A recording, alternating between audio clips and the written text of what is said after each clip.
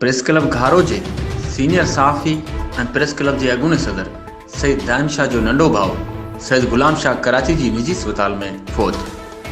जी नाज़रीन, सैयद गुलाम शाह कुझु ॾींहं अॻु हिकु हादसे में शदीद ज़ख़्मी थी पियो, जेको कराची जी हिकु ख़ानगी अस्पताल में ज़ख़्मनि जा सूर नसनि ते फ़ौत थी वियो, जंहिंजी जनाज़े नुमाज़ टाउन कमेटी घारो में अदा कई वई।